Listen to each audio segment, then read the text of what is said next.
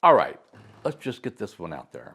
Lisbon, the beloved capital of Portugal, just leapfrogged Barcelona and Madrid on the leaderboard no one wants to win. Average rent prices. It's true. A simple one-bedroom in the city center now sets you back a jaw-dropping €1,430 a month. You heard that right. It's pricier than downtown Madrid. If you're eyeing a move to Portugal in 2025, getting your housing strategy wrong, whether you rent or buy, isn't just a small mistake. It could literally cost you six figures.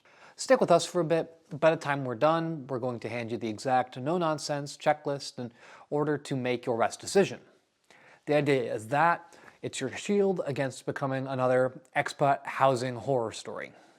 We're talking real talk, real numbers, real protection for your hard-earned cash. Bom dia.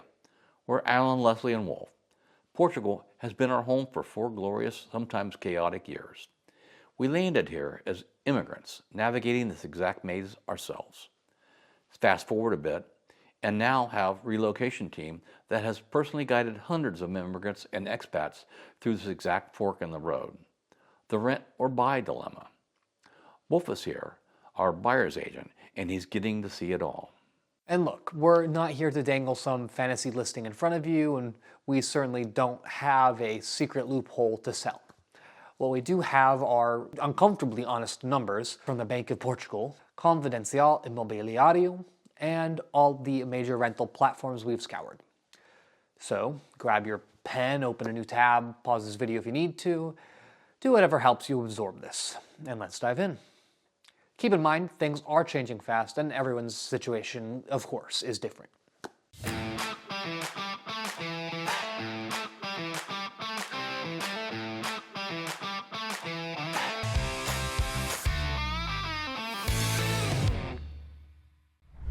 Okay, let's rip the Band-Aid off of this and talk about the current market because, frankly, it's a bit brutal out there.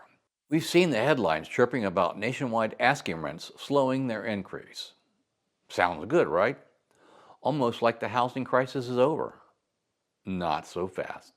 The reality on the ground, especially in the hotspots, is a different beast entirely. While the annual legally allowed rent increase for existing contracts in 2025 is projected to be around 5.5%. That doesn't stop landlords from listing vacant properties at sky-high new market rates. Asking rates in Lisbon are still staggeringly high compared to just a few years ago. And down in the Algarve and on the beautiful island of Madeira, the story is similar. So while the rate of increase during a contract is controlled, the absolute prices that you face starting a new lease are still making a real dent in people's budgets. This isn't just a Portuguese phenomenon, by the way. Across the EU, a huge number of private renters are spending over 40% of their disposable income on housing. That's a massive strain, and it's hitting immigrants, expats, and locals alike, turning what was once an affordable dream into a financial tightrope walk. Now if you're thinking, okay, maybe buying is the answer then. Well, hold your horses. Property prices across the country have continued to climb, with reports showing solid year-on-year increases in bank appraisals of 5 to 8% in many regions.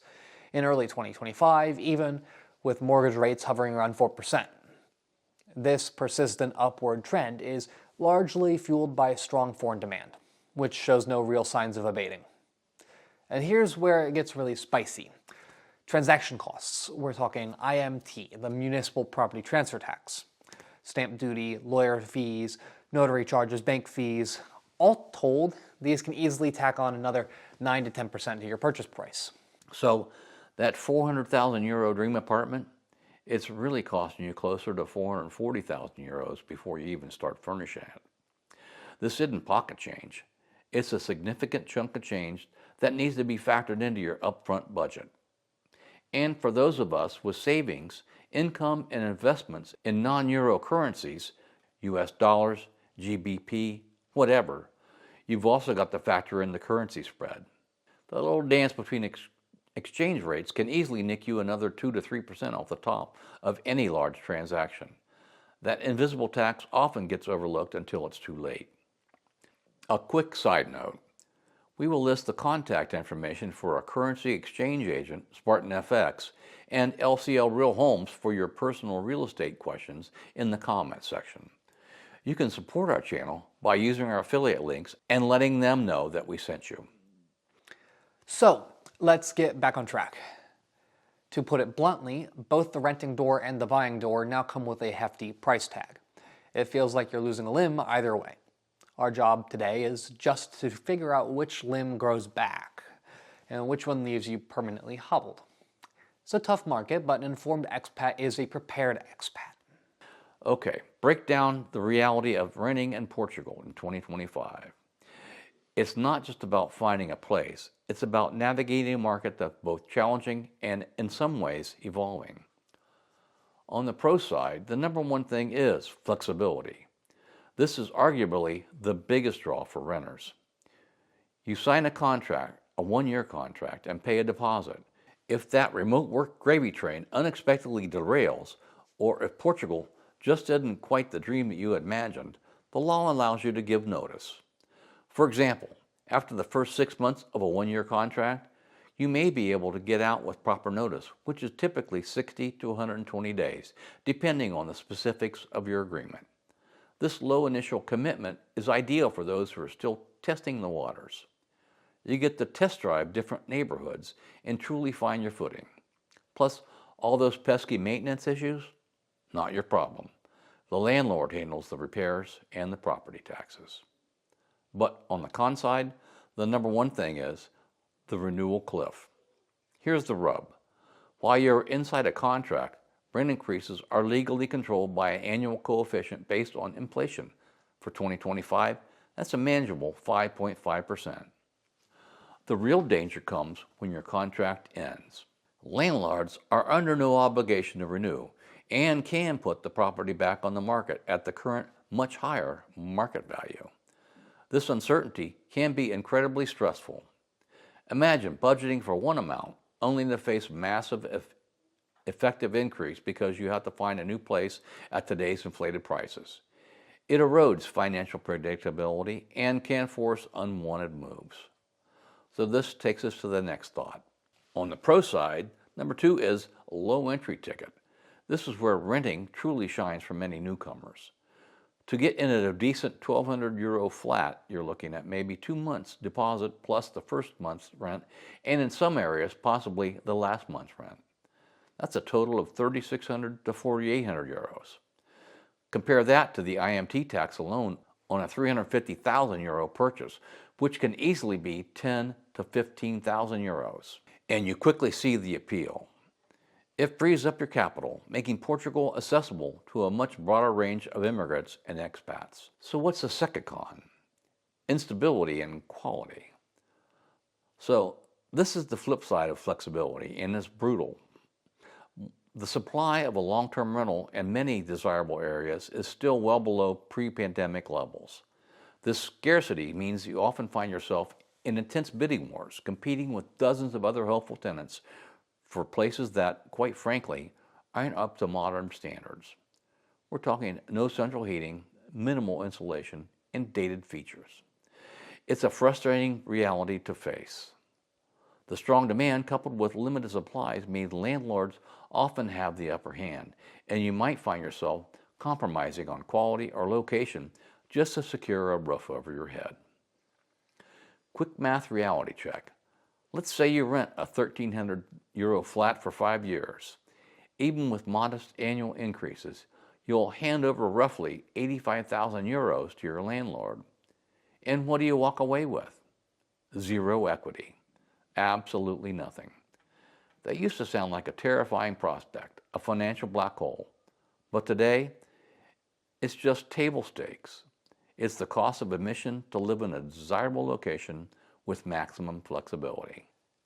As for buying in 2025, let's pivot and talk about what it means to buy a property in Portugal in 2025. Completely different ballgame with its own set of high stakes and potential rewards. Just like before, let's do some pros and cons. First up, pro number one, equity and hedge. This is the classic argument for buying. If You can secure a fixed rate mortgage at say 3.7%. Your monthly outflow for housing is essentially frozen for the duration of the fix. Keeping in mind most mortgages are fixed only for the first few years and then convert to variable. While your renter friends are exposed to the volatile rental market, you're building equity, paying down your principal, and enjoying predictable housing costs. This stability can be invaluable, offering a powerful hedge against inflation.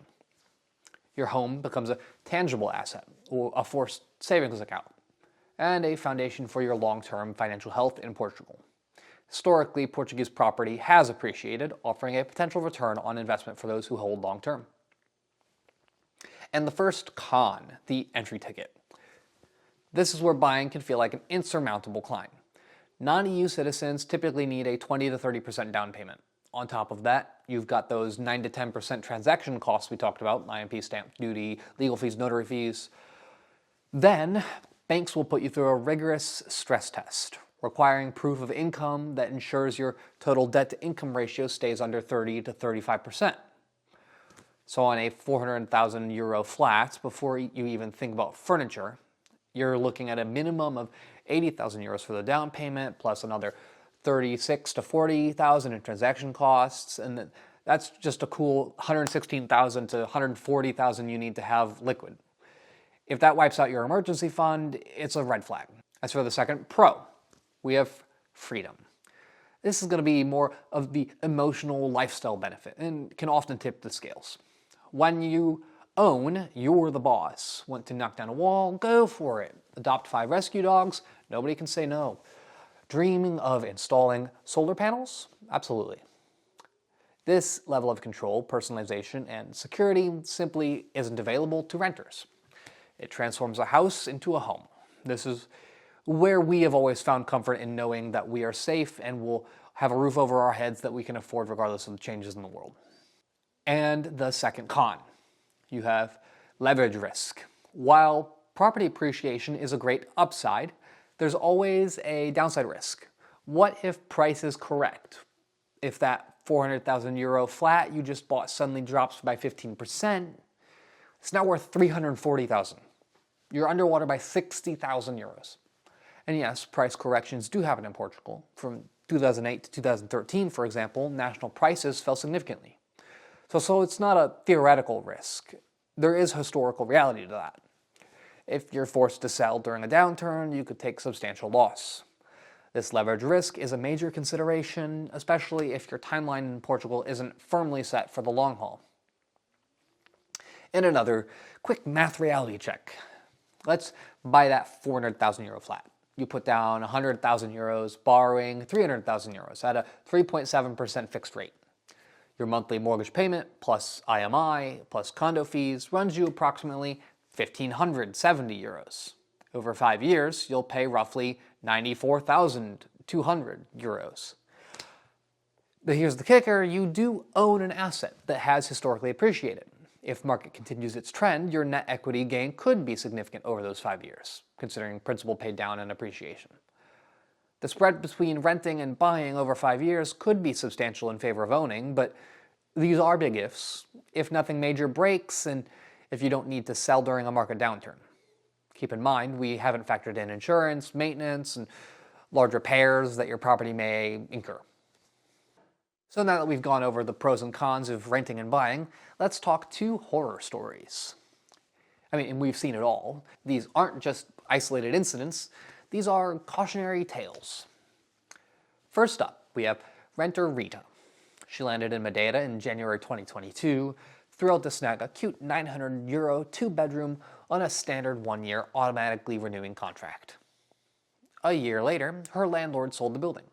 The new owner was legally required to honor her lease, but his plan was clear. Well before her next renewal date in January 2024, Rita received a registered letter. The new owner was exercising his legal right to not renew the contract at the end of term. He wasn't breaking lease, he was simply ending it at the first legal opportunity. Suddenly, Rita was forced back onto the open market, where her old unit was now listed for 1,400 euros, and devastated, she had to scramble and found a place for 1,200 euros. And it meant a long commute. And guess what? This year, The rent at her new place was indexed up again.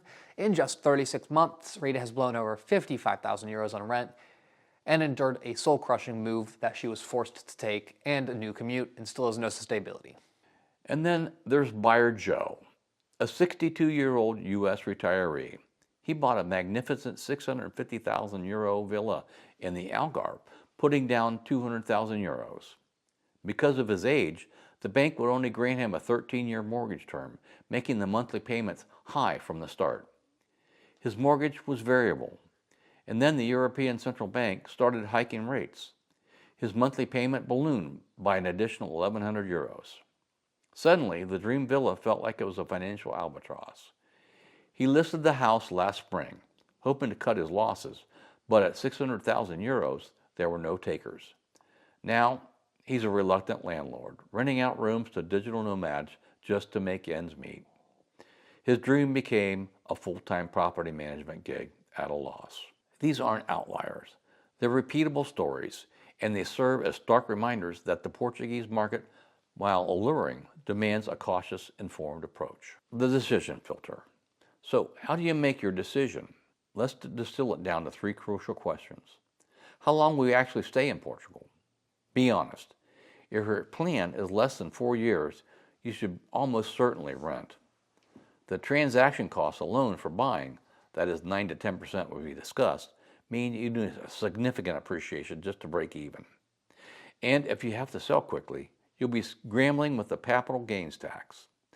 For short-term stays, the flexibility and lower upfront costs of renting almost always win out. Can you stomach 140,000 euros upfront cash? Remember that figure we calculated for the down payment and the transaction costs on a 400,000 euro property. If using that much cash completely wipes out your emergency fund, then you should keep renting. Your financial security and peace of mind are paramount. Don't sacrifice your financial safety net for the dream of ownership. Number 3, what is your absolute nightmare scenario? This is a psychological check. If your ultimate nightmare is I hate moving, the constant upheaval and uncertainty, then buying might just be your answer for that alone. Stability and permanence can be invaluable. However, if your nightmare is I hate being underwater on a mortgage, the terrifying thought of owing more than your property is worth, then renting is almost certainly the safer bet for you. And another bonus rule of thumb, here's a quick calculation many investors use. The price to rent ratio. If the purchase price divided by the annual rent is under 16, buying mathematically tends to win out long term. Now in Lisbon today, that ratio is often over 20.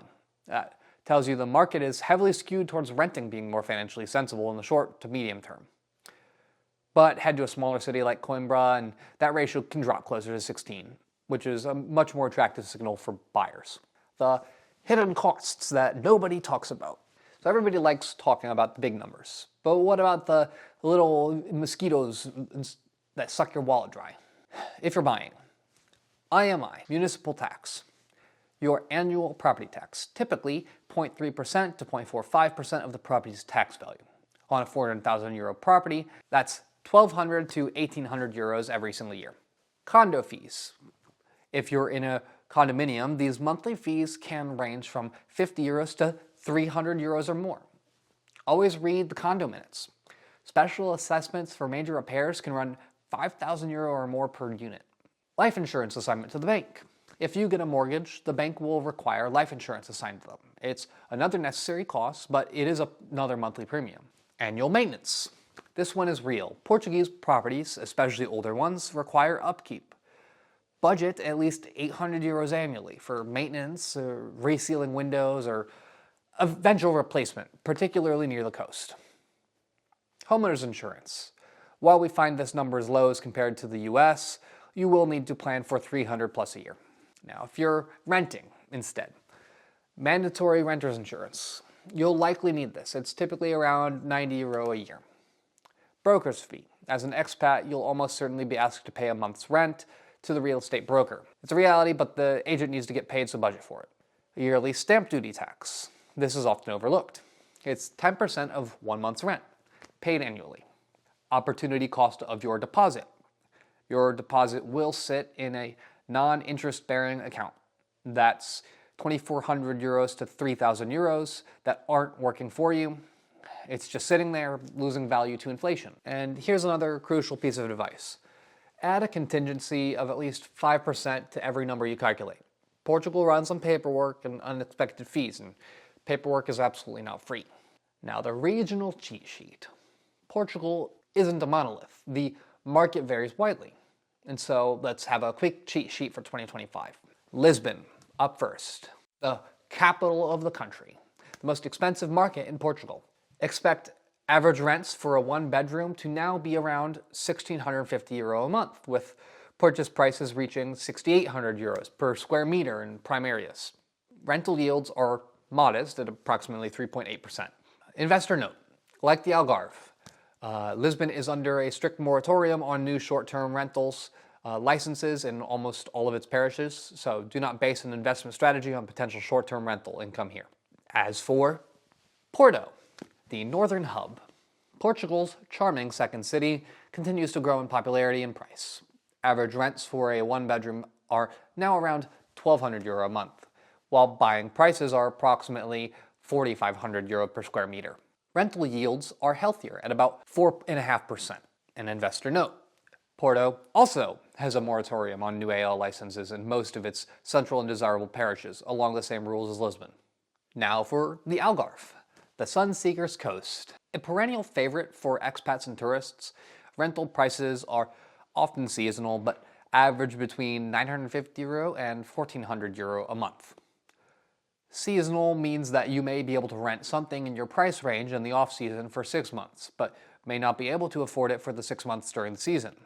Property prices vary widely, from €3,500 to €5,200 per square meter. A widespread government moratorium on new AL licenses is in effect across most of this region. Next up, Madeira, the Atlantic Pearl. This autonomous island region is a popular destination with its own rules.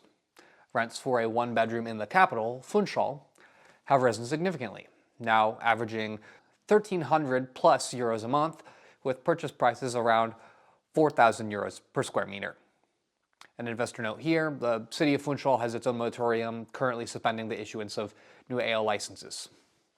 And Coimbra, back to the mainland with the academic heart. A historic university city offering excellent value, rents are very affordable at around €750 a month, and buying prices are compelling at €2,400 per square meter.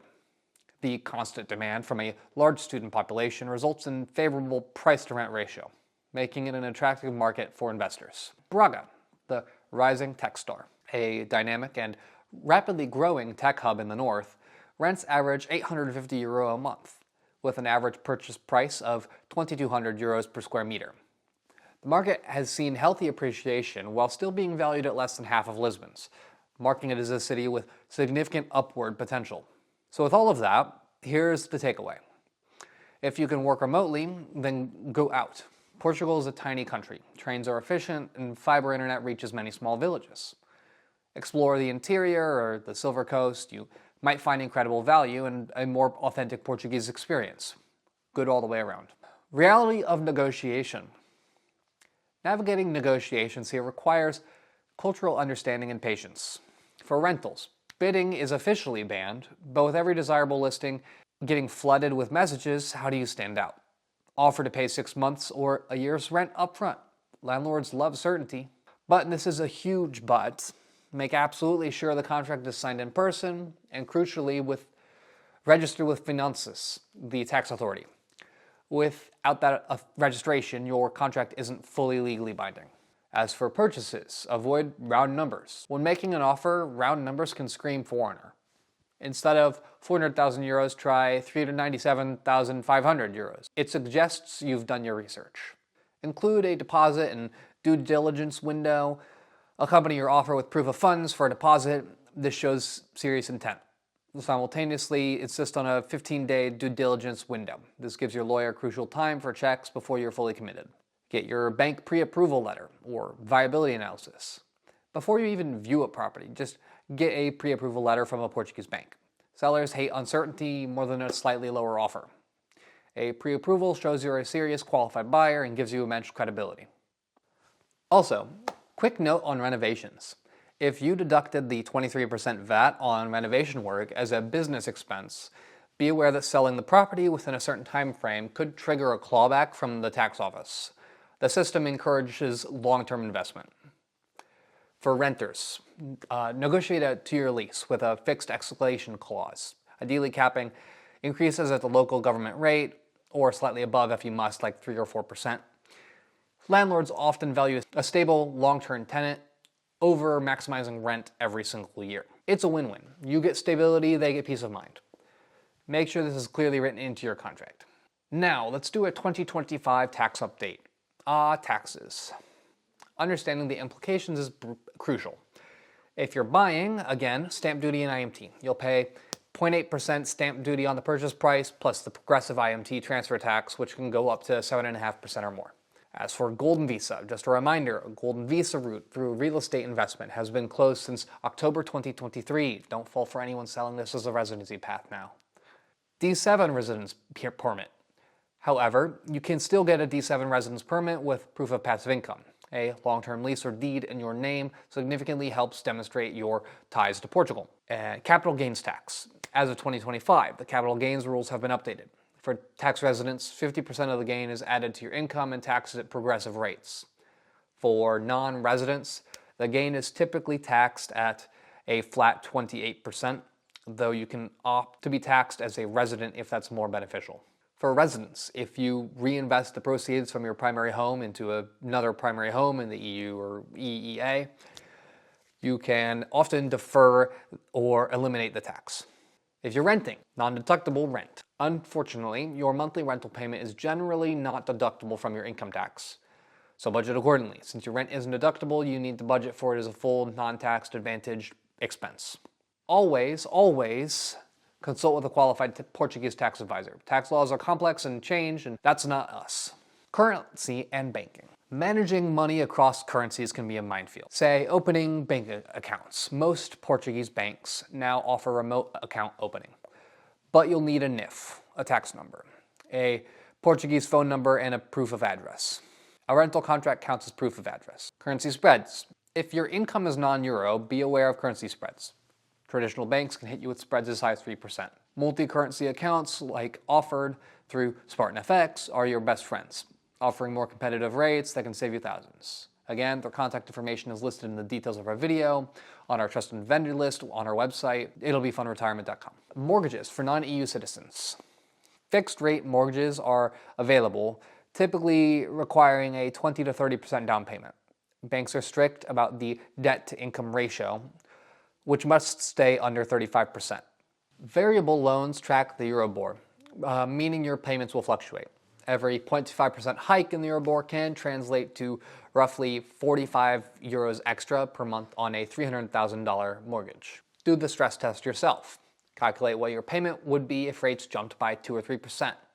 If you can't afford that, a fixed rate mortgage offers invaluable peace of mind. Drop your questions below, hit that subscribe button for your weekly reality check on all things Portugal, and we'll see you in the next video. Até já!